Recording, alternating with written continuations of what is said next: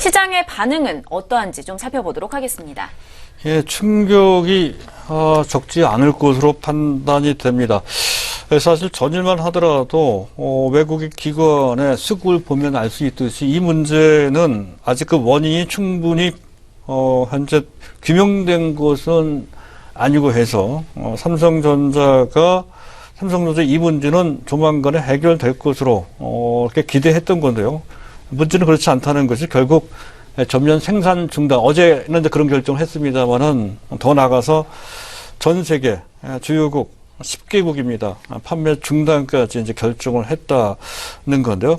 그만큼 당면하고 있는 사태가 이렇게 녹록치 않다, 심각하다는 것을 방증하는 것이다, 이렇게 이제 볼 수가 있습니다. 하지만 너무 심각한 상황이다, 이렇게 단정 지을 필요는 없을 것 같습니다. 상황에 따라서는 이와 관련된 조정폭이 깊어지는 그 어느 때 삼성전자를 다시 매수할 수 있는 기회가 주어지는 그런 관점으로 볼 필요도 좀 있다는 것이죠. 일단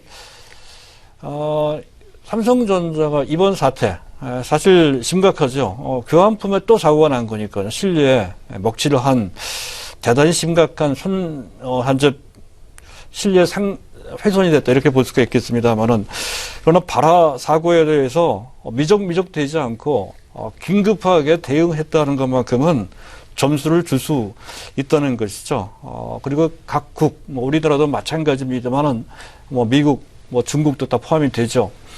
각국의 어떤 구체적인 조치, 판매 중단 권고라든가, 또 기내 사용 금지라든가, 이런 조치가 나오기 전에 미리 선제적으로 조치를 했다는 것도 명분도 있어요. 소비자 안전을 위해서 그렇게 했다는 것도 그렇고, 어쨌든 최대한 피해를 막고 또 실리의 출하를 방지하고자 하는 그런 목적에는 충분히 부합한 신속한 대응을 했다는 것만큼은 충분히 인정할 수 있다는 것이고요. 또 궁극적으로 이번 갤럭시 S7, 갤럭시 노트 7은 자칫 잘못하면 단종될 수도 있을 겁니다. 그런 것까지 가만히 되는 것 같고요. 그리고 궁극적으로는 차기작, 내년 3월 달에 이제 발표가 되겠죠. 갤럭시 S8이 되겠습니다. 갤럭시 S8을 보호하기 위한 조치 차원으로도 볼 수가 있겠습니다. 그리고 발화의 원인도 구체적으로 현재 현재 지금 판명된 것도 아니죠. 분리막 문제도 아니고 설계 문제인지, 또 내진이나 또는 방수를 위해서 너무 발화 문제를 좀 등한시한 것은 아니죠. 여러 가지 이제 문제가 현재 제기되고 있습니다만 아직 확실치가 않습니다. 그것보다 중요한 것은 그것이 우리 시장에 어떤 영향을 미칠 것이냐 하는 것이 더욱더 중요하다 하겠습니다. 일단 기본적으로 삼성전자와 관련된 종목들, 부품을 납품하거나 어떤 반도체 관련주 같이 장비를 납품하는 업체들이 또 거기에 해당된다고 할 수 있겠습니다. 어쨌든 삼성전자 자체가 4분기, 3분기 실적도 약간 충격을 받았지만 4분기 실적도 심각한 충격을 받을 수 있는 그런 상태라는 것이고요. 만약에 신뢰까지 같이 훼손되는 상황이 일파만파 퍼지는 상황이라면 더욱더 나빠지겠죠. 다른 제품들, 중저가 폼이나 새로운 나올 신제품 모두 부정적인 영향을 받을 소지가 있는 위험성이 전혀 없다고 할 수가 없습니다. 약간 그런 문제가 있다는 것까지 볼 수가 있는 것이죠. 다만 한 가지, 현재 현재 휴대폰 부분은 그런 식으로 충격을 받고 그에 따른 상당한 내상을 입기는 하겠습니다만은 그 상당 부분을 현재 반도체가 상당히 좋습니다. 또 현재 디스플레이도 나쁘지 않고요.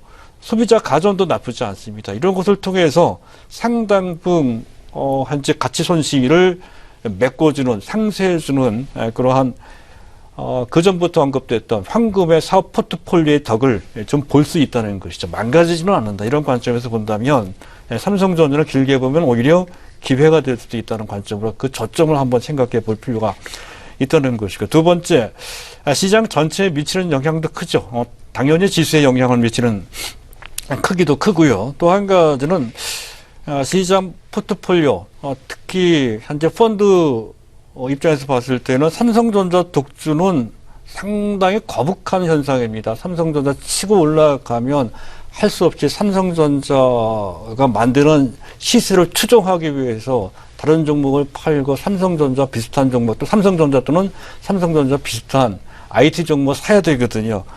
삼성전자가 그런 식으로 조정을 받게 되면 그에 따른 여유가 생긴다는 겁니다. 지수를 반드시 그런 식으로 추정을 안 해도 되니까 그와 관련돼서 다른 종목들을 급하게 팔 필요가 없고 오히려 거꾸로 다른 종목을 매수할 수 있는 여유가 생겼다는 측면에서 본다면 오히려 한자 기회가 될 수 있다는 것이죠. 이른바 해방 효과입니다. 삼성전자는 모든 매수를 끌어당기는 블랙홀이라고 한다면 삼성전자 데미지를 받은 것은 불행한 일이지만 시장 전체로 봤을 때는 오히려 시장 균형을 맞춰주는 해방 효과가 나올 수 있는 측면이 있다는 것이고 그래서 여타 종목들에 대해서는 오히려 수급 개선 효과가 나온다는 건데 하필이면 낙폭과대 성장주가 아니고 대형주였다는 것이죠. 앞으로도 마찬가지일 겁니다. 이 점에 대해서 1년 내내 말씀을 드리고 있는 그런 상황이고요.